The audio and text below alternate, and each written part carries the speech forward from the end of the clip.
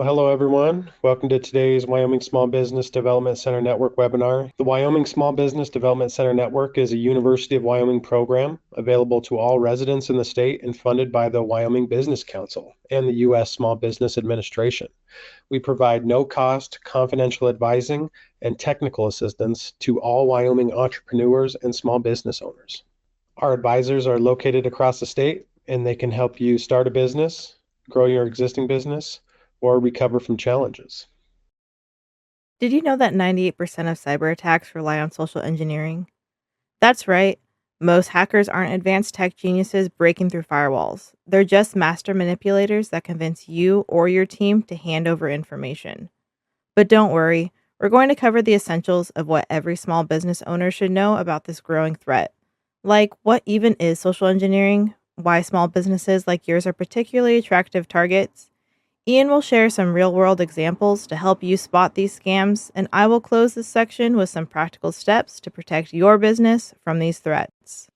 So, what exactly is social engineering? Simply put, it's psychological hacking. It's important to understand that social engineering isn't the cyber attack itself, it's the method criminals use to set up and carry out these attacks. Instead of breaking into your computer system with technical tools, scammers try to manipulate or trick people into giving away sensitive information or access that enables the actual attack to take place later. Social engineers are masters at exploiting human emotions and behaviors. They connect on an emotional level or seem legitimate in order to lower your defenses. They use seemingly reasonable explanations that make it sound valid even when it's not. They exploit our natural tendencies in several ways. They make themselves likable so you'll want to help them. They start with small commitments to establish consistency. They pose as authority figures or create a sense of everyone's doing it. And perhaps the most effective, they create a false sense of urgency so you act before thinking, such as, "This is Microsoft technical support and we have detected a virus on your computer and your data is being stolen right now."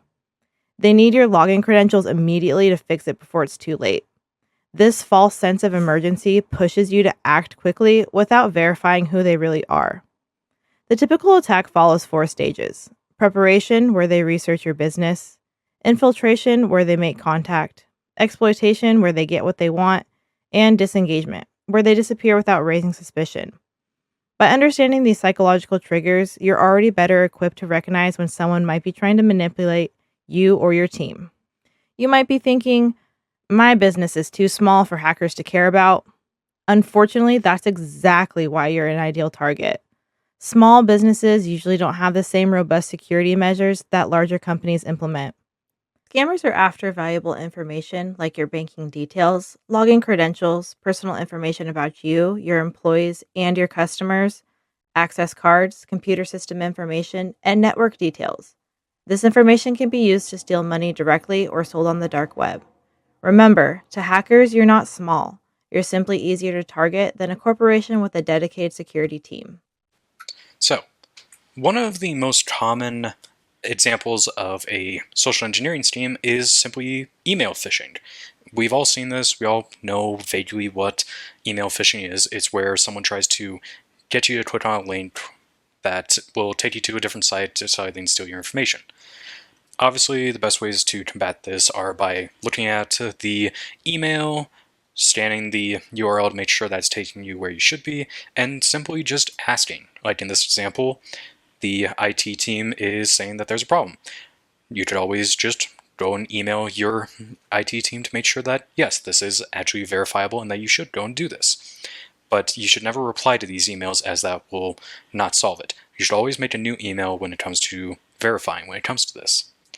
Now, another example is still in that phishing category, but in this case it is spear phishing, where we attack someone more directly. In this example, we're going after Bill Gates, and we're using Bank of America, what we assume that he does some of his banking through. And despite how official everything looks, again, check the sender of the email. We know that it's using our full name and that it looks very official. Verify the link is taking you where you should be before you click on it. And again, if this is actually a verifiable email, but you're not 100% sure, contact the support team of who you're talking to, because that is going to be a safer case in making sure that you are indeed getting the right email and that this isn't an attempt to steal your information.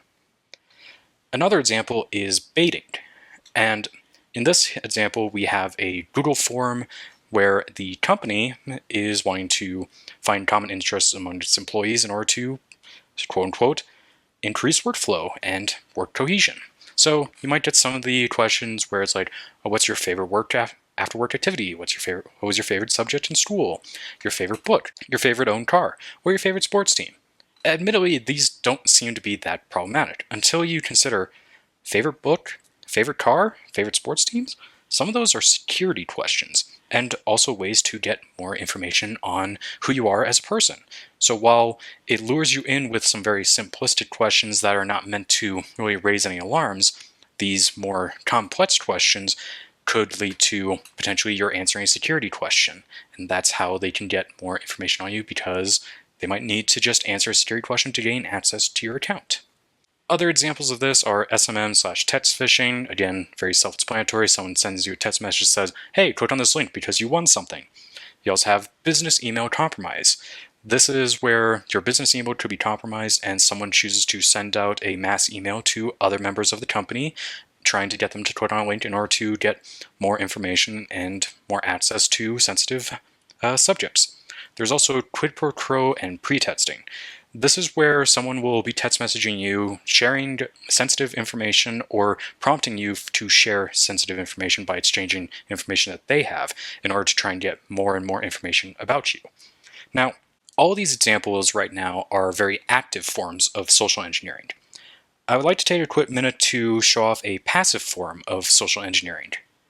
So here we have a generic social media page. So what can someone who's looking to gain information get off of this social media page? Well, for example, they can get your name and where you were born, useful information to try and impersonate someone or to establish some sort of connection. You also have where they work and where they live. A social engineer could potentially try and act like, hey, I live in this area, same as you. Do you want to meet up and do these things? So they can create that personal connection to get more information. You also have a contacts, and here we see that this is very much a business email as it shares the same name as the company that they work for. Now, in the example prior where I mentioned business email compromise, this could be an avenue in order to do that. But there's also another way that this can be done, where someone could spoof the email by either changing the $data to be $_data or $data.com instead of .net. Just those slight inconsistencies in email can typically get people to show off more information or believe that's trustworthy because of a cursory glance. Also have their personal email and their Instagram account. Other ways to either contact them or to get more information by going to their different Instagram account. But there's also more that we can pull out from here. Like, for example, here, with them saying that they invest money. We now know what they do. That can make them a decent target because now we know that they handle a lot of money. But they also shared the name of their pet. Why is this important? Well, how many of you have a pet and how many of you have used that pet's name in your password? That is an example of people being able to find information, getting that information in order to potentially say, hey, this might be their password. This might be a part of their password. As well as they're talking about a reunion back in Rock Springs, where they were born, where they lived most of their life. Again, another security question. All of the information here can be very useful for someone who wants to either build a profile on you or try and get more information out of you, or even just to impersonate you. All very important to social engineering, to create that interpersonal connection in order to do whatever they need to with all that information. Thank you, Ian, for those examples. Now that we have some background information, let's discuss protection for your business. The foundation of your defense should be a never trust, always verify mindset. This approach, often called a zero trust policy, means exactly what it sounds like. Verify everyone and everything before granting access, regardless of who they claim to be or where they're connecting from. In practice, this means if someone calls claiming to be from your bank, end the conversation and call the bank's official number to verify. If you receive an urgent email from a vendor requesting payment to a new account, Call your established contact at that company directly. Zero trust means treating all requests for data, money, or system access with healthy skepticism, regardless of how legitimate they appear. Invest in good cybersecurity software as it works to back up your team when human error happens. Let's face it, we all slip up sometimes. These tools can catch those suspicious emails and sketchy attachments that might sneak past even your most careful employees. And don't worry, it doesn't have to break the bank. There are plenty of budget-friendly options made just for small businesses. I'm not promoting any specific product or resource provided here, but I'll share a few solutions worth checking out as you shop around. These are just starting points to help you find what works for your specific needs and what your wallet can handle. For cybersecurity tools, consider options like Proofpoint, which specifically tests and trains your team on social engineering threats. For more employee training, consider resources like the Federal Trade Commission's Small Business Cybersecurity Guides, CISA or the Cybersecurity and Infrastructure Security Agency's free training materials, the Cyber Readiness Institute, and the National Institute of Standards and Technology Small Business Resources. Regular 15-minute team discussions about recent scams can be more effective than annual formal training.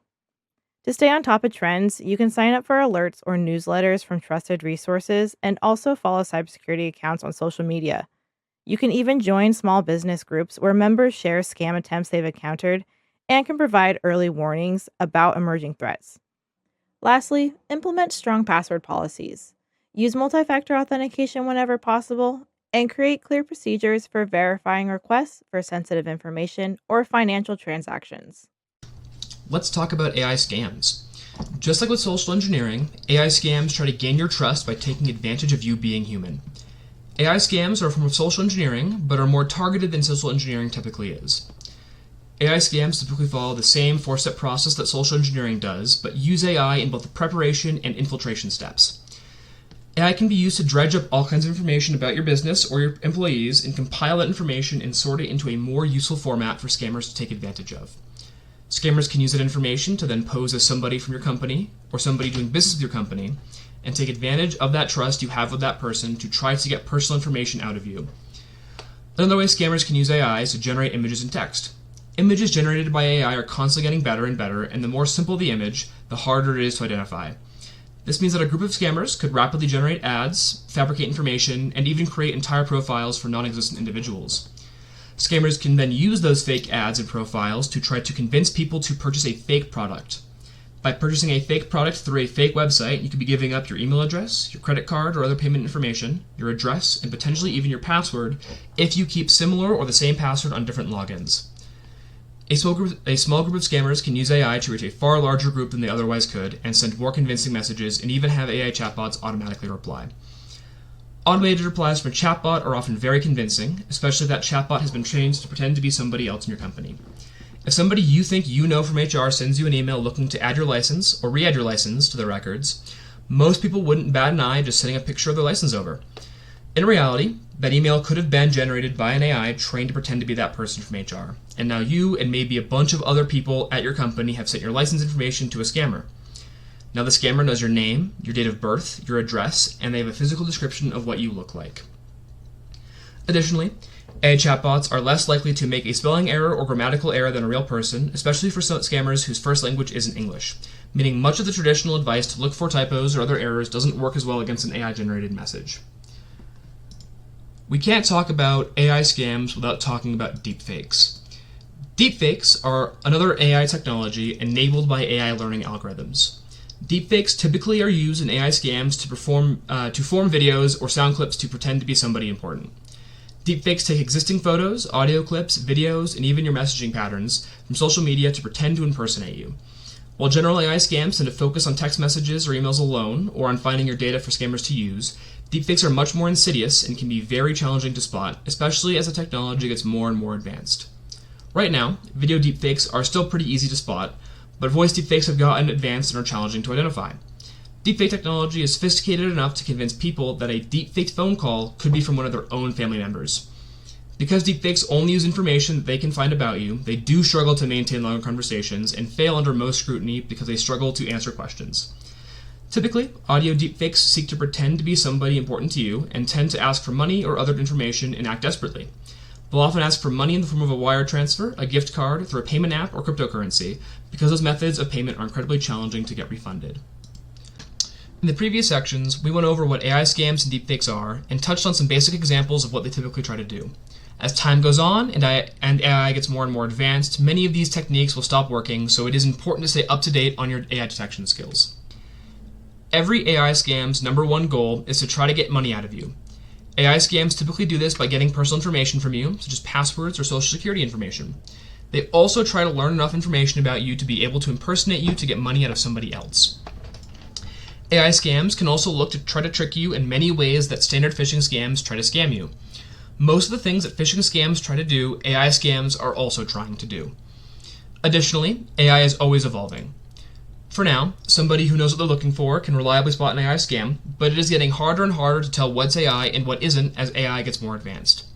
Many of the common tells are becoming less and less reliable. Thank you, Marree, Ian, and Kaeden. In addition to these monthly webinars, we can also provide you with no-cost advising on any cyber readiness issue. Now, that might just be a quick touch base to address an issue, or it might be a comprehensive approach through our program partners at Cyber Wyoming and their Made Safe in Wyoming program. We'll take a look at an inventory of your digital and hardware assets, make cyber readiness recommendations, and help you develop administrative and personnel policies. We can even help you calculate a risk score to see how a cyber attack might affect your business. Our program can also provide access to some cybersecurity tools, and we can work to create a customized approach that best fits you. My contact information is on the screen, as well as our updated cybersecurity program webpage.